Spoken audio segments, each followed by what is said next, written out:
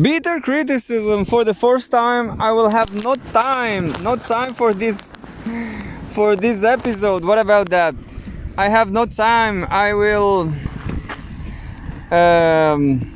Well, there's Mimi all the time. There's Mimi forever. Well, every time. All the time. I mean, no, it's not all the time, but anyway. Here's Mimi all the time. Here's Mimi every time. Always, yeah, always. Here's Mimi always. And well, we have some news from 2 days ago. Today I didn't have the internet. And that's it. Here we are. Here in Chile, we are facing bad times. Or, I'm gonna show you. This is a video from Instagram. There's channels on Instagram. Situation is terrible. Oh no. We have no internet right now. But next time I will show you. Yeah, because right now I don't have internet. I don't have Instagram. But how can I say? It's been raining a lot. It's been raining just too much right here in Chile.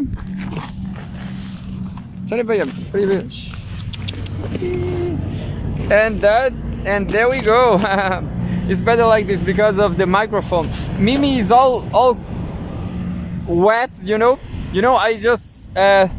just heard Mimi's was abandoned, I guess, and another neighbor, a neighbor, he's feeding her, and his friends. She has 2 friends. They are all alone. Is how neoliberalism is. These 2 people that gone, they were too poor, I guess, to stay. I don't know where they gone. I don't know nothing about them, but they just left the dogs behind. Maybe the dogs want to come back, and that's it. My opinion, I guess the dogs wanted to stay because there was not the only owner, understand? So I guess this it's been some communication between people or not, I don't know, Well, it started raining again. So a very this is just gonna be reporting from Chile. Heavy rains in Chile. I don't know how many people died, but maybe nobody dies. No, maybe nobody dies, but definitely there's material damage. A lot of people. And just now I realized what happened in Brazil. Back in Brazil, I guess there was too much water in Brazil, in the Rio Grande do Sul state. A lot of people died. Lula Brazil president was. I heard him today as saying bad experiences from his childhood in poverty in some slum in Brazil, full of. Well, this was in Pernambuco, I guess, and then to São Paulo. Well, President Lula was so poor. He fights for the poor now, and well, and that's it. I guess the problem is that very issue. There's no middle class in Brazil, or in middle class. In Brazil, they want the worst for the poor, and well, and that's what happened. Lula is the president of the poor, but he just helped the rich. That's the critic. No. The problem is Brazil. The power in Brazil and global South countries like Chile, Brazil, these countries are too controlled by the oligarchy. That's the truth, So there is wealth, but it's just middle class. well, the poor are so poor, and that's what Lula represent. Lula have a government for the poor, but this government is not hegemonic, understand? So Lula doesn't have the hegemony. Maybe that's what's happening in India too, you know. But anyway, I'm gonna, and well, what Lula can do, very few things, very not much, you know, not much, because he doesn't control the system, you know. And well, but it's kind of, Brazil is kind of sad country, but it's interesting because of all these contradictions, isn't it? Anyway, so right here, right now, I have news from June. It's not raining anymore. There was a quick raining. I'm gonna take from this from some place in the article. That is a direct offer to the hegemon and the collective West, as the sweetie shared across actors in Kiev, apart from illegitimate, is beyond irrelevant. He was talking about Zelensky. Predictably, NATO, via that epileptic slab of Norwegian wood, already proclaimed its refusal to negotiate, even as some relatively awake members of the Verkhovna Rada, Ukraine's parliament, started discussing the offer, according to Duma chairman Vyacheslav Volodin. Yeah, I guess this article is great. It's from Pepe. Yeah. I smoke weed. I smoked some weed 2 hours ago, and that's why I guess I am understanding this Pepe Escobar style. But anyway, sorry. Moscow sees the Verkhovna Rada as the only legitimate entity in Ukraine, and the only one with which will be possible to reach an agreement. Russian UN representative Vasily Nebenzia cut to the chase diplomatically. If the generous proposal is refused, next time conditions for starting negotiations will be different and far more unaffordable. No, in far more unfavorable. Unaffordable too, and far more unaffordable. According to Duma Defense Committee head Andrei Kartapolov, as Nebenzia stressed that in case of a refusal, the collective West will bear full responsibility to further bloodshed. Kartapolov elaborated on the big picture. Russia's real target is to create a whole new security system for the Eurasian space. And that, of course, is anathema to the hegemon's elites. Putin's security vision for Eurasia. I should pay more attention, but I'm just reading, you know. This is a great article. And then I'm gonna listen, I guess. And that, of course, is anathema to the hegemon's elites. Putin's security vision for Eurasia harks back to his legendary speech at the Munich Security Conference in 2007.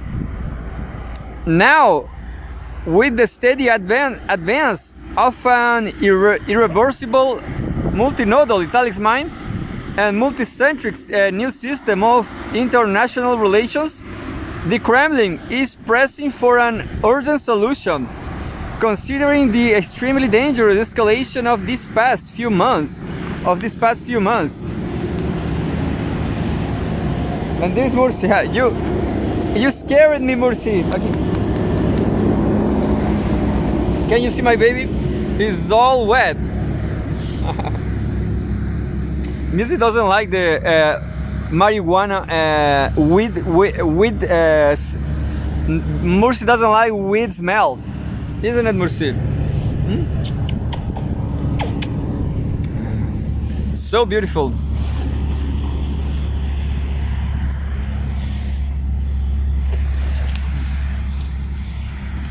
Now, with the steady advance of an irreversible multinodal italics mind and multicentric new system of international relations, the Kremlin is pressing for an urgent solution, considering the extremely dangerous escalation of these past few months.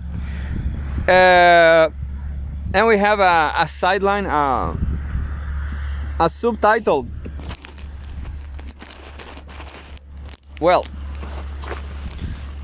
10 minutes, woo, 10 minutes. Putin once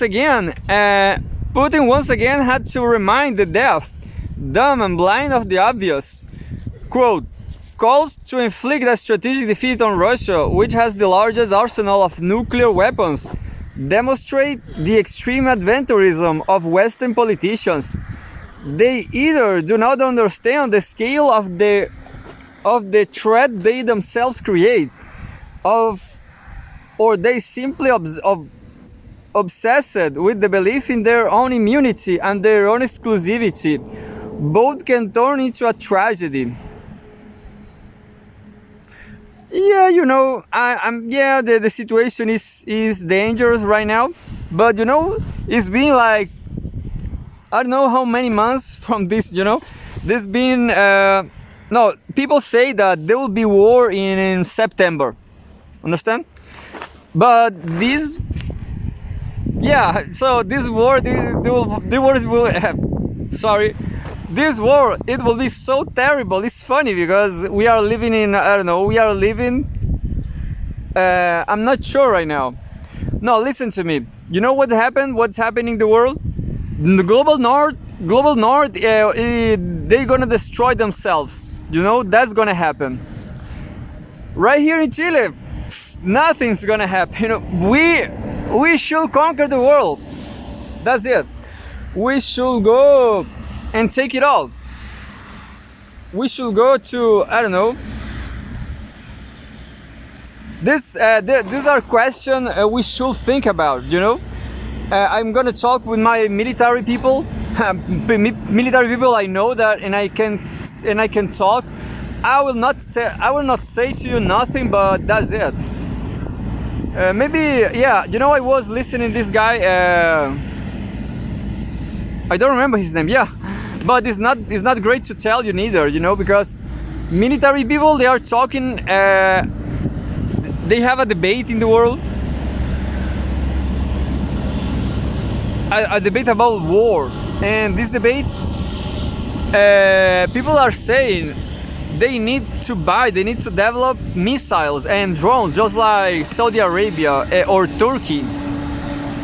And this was a Brazilian military, a Brazilian YouTuber. I'm not gonna tell you the name, but I don't remember actually. But I have the in this very cell phone. That's why I cannot show you because it's in the camera cell phone. But well, everybody's talking about the opportunities of war, you know, opportunities of defense, and think about it. Maybe the war will. This is a good question. I'm in Chile right now. I'm in Chile, and this YouTuber is a Brazilian military. Is there a threat, a real threat? Do things are gonna worsen it? I guess this will be the great garbage, the great garbage world. That's gonna be, I guess. That will be the headline of the headline of this video. The name of this video, the title will be 3 months for the garbage land. 3 months for the planet garbage. 3 months to the big garbage, because you know there will be just garbage in 3 months. You know, I have Italian citizenship. I'm just gonna wait here until global north don't become a completely chaos garbage land, a completely chaotic and dead land, because they're gonna destroy themselves and there'll be ruins. And I don't know, maybe I want something. I don't know what I want. Sneakers, you know, from Europe, something like that, you know. Well, they're gonna be completely destroyed, I guess. and then are going to be great times, I guess, after the war, I guess. A proposal that does not solve anything. A fierce debate is raging in informed circles in Russia about Putin's proposal. Critics blast it as a capitulation forced by selected oligarchs and influential business circles, adverse to an almost war. The preferred motto that keeps postponing the inevitable decapitation strike. Critics argue that the military strategy is totally subordinated to a political strategy, and that will explain that the serious problems in the Black Sea and in Transnistria. The political center of power refuses to conquer the number of economic military target which is Odessa. Additionally, Ukraine's weapons supply chains are not being properly interrupted.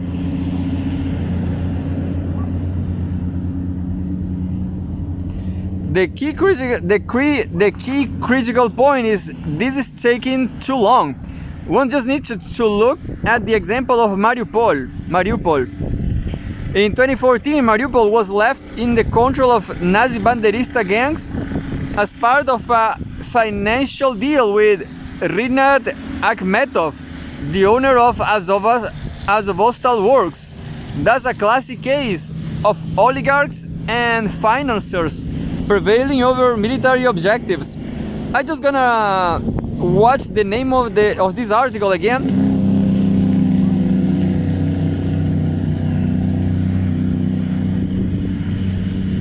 It says, Hegemon orders Europe bet on war and steal Russia's money, by Tyler Durden, Thursday, June 20, from yesterday. So yeah, is a chronic about the conflict, about geopolitics. It's being nice.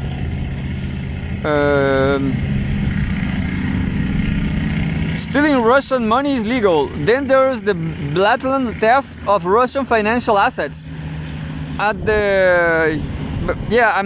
trying to find myself. I didn't mark where I were. I'm kind of high. I'm sorry. I'm high.